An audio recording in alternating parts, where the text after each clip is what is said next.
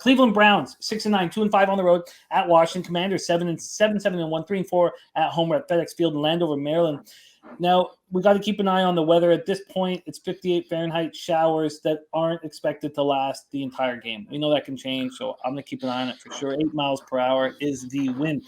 Let's take a look at the line history for this Browns-Commanders game. The Browns have nothing to play for, and Deshaun Watson has not looked good, and this is probably not the spot for him to start looking good. Washington opening up at -2.5, -106. There's been a 7-cent move towards the Browns over at Pinnacle. And there had been a bigger one than that. So as of 11:04 this morning, the +2.5 moved to -117 for the Browns. This total opened up at 39.5. And then yesterday, there was a big point move towards the over. So there is the line history. Let's take a look at the cash flow. 2,585 tickets in, 47% of the tickets, 79% of the cash, but reverse line movement, 64% of tickets. On Washington, 64% of the tickets and 89% of cash on the under, and it's gone up a point. So market confusing, and we'll settle if we keep an eye on it for sure. Browns coming off a 17-10 loss at home to the Saints, officially eliminating them from the playoffs. Watson 15-31 for 135 yards, no touchdowns, 1 interception. He also ran 3 times for 24 yards and a touchdown. Amari Cooper handled the frigid temperatures really well. He's a hell of a wide receiver. 6 catches, 72 yards. Chubb ran 24 for 92, caught 1 for 10. 7 of 16 on third down, but they were only managing 3.7 yards per play. They were just 1 of 3 in the red zone. They couldn't get pressure on Dalton. They couldn't stop the run even when they knew it was coming. They finished with no sacks, no quarterback hits. Delpit had an interception. The Browns don't have much to play for. They're number 17 in rush yards allowed. They give up 4.5 yards per carry. And the Commanders can hurt them all over the field. The question is, we don't know who's going to be at quarterback for the Commanders. Brady says Sharps will be on the Browns. Browns offense has stunk, but the Browns defense has been really good. I was surprised to see that this was moving towards the Browns. You know, we saw the Sharps on the Saints. I didn't have the balls to bet the Saints last week, but I used them in the pools, and that happened comfortably. Blitzer Bobby, thank you for joining us. Commanders coming off a disappointing loss at San Francisco, 37-20. They're winless in the last 3 games. They still have a half-game lead over Seattle and Detroit in the race for the final playoff spot, and we've been discussing that quite a bit here on the show. Heineke wasn't good, 13-18, 166 yards, 2 touchdowns, interception, lost the fumble. Before being replaced by Carson Wentz in the fourth quarter, Wentz was 12-16 for 123 yards and a touchdown. First action since week 6. Dreamboat Ron hasn't decided what he's going to do next week. He's got so many weapons. This is such a good football team. He's not a good coach. No. I would love the opportunity to coach this. McLaurin 4 for 77 and a touchdown. Dotson 6 for 76 and a touchdown. Samuel 5 for 52 and a touchdown. Their running game was stymied by the Niners, 58 yards on 22 carries, but that Niners run defense is tough. But they couldn't put enough pressure on Purdy, or they couldn't keep Purdy from big plays. They held the Niners to 4 of 11 on third down, held them to just 1 for 5 in the red zone. Chase Young made the season debut. They're still very good defensively on third down. Teams are converting 32.6% of their third downs against them. Now, they did lose John Bostic to a pectoral injury. We've not been told the extent of it, but we know he left last year, right? Season-ending pectoral injury in October, so he could be done for the year. And then defensive end James Smith-Williams is in concussion protocol. I can't wait to hear this one. Take it away for us, Andy. Commanders at home, and the Sharks aren't on them against the Browns. Yeah, I'd bet this under. I feel like this is a Browns fade. I just can't do it right now with the Commanders, the way they've looked on offense.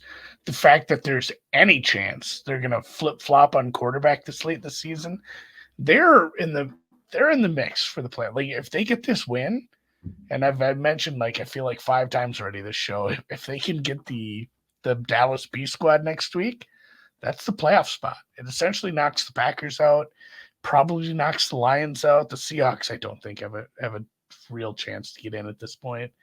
So, I mean, it's a massive game for the Washington Commanders, and I think you're right. I really don't like what the coaching staff has done.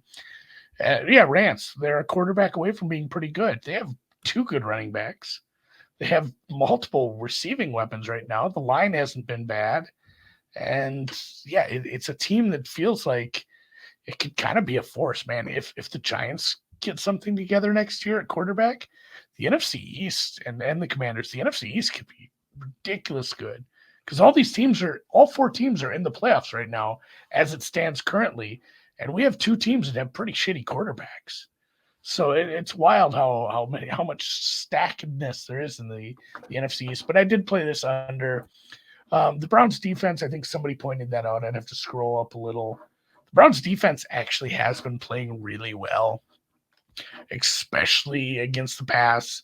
In fact, I think they're your second best passing team if you go just the I have like the last 4 weeks circle. I could go back in further than that, but just the way their defense has played since they've gotten some people healthy. In fact, yeah, they are pretty much tied with the 49ers if you go last 5 weeks. Wow. Looking at that against the pass.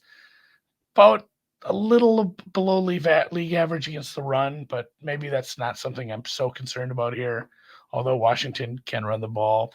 So there was a 32 in the Cleveland game, and it cashed. So I was too chicken to take that, even though I thought that was a damn decent chance that game was real ugly.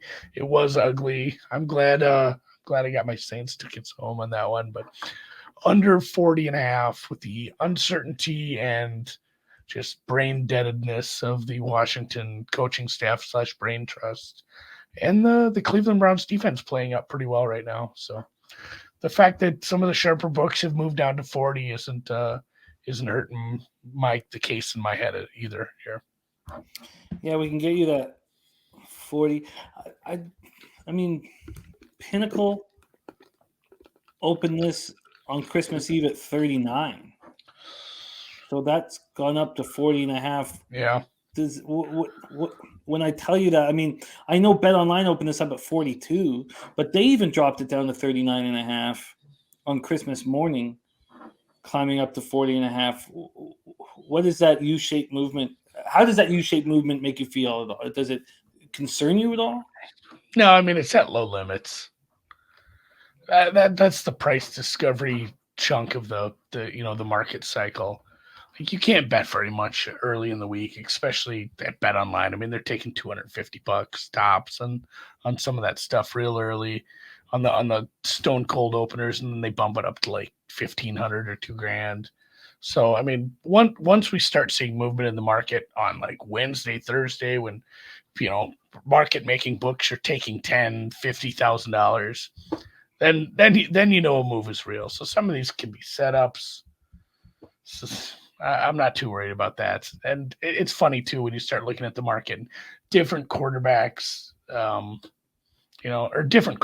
I'm reading while I'm talking, but different books open at different points in the week too. So it gets a little confusing there.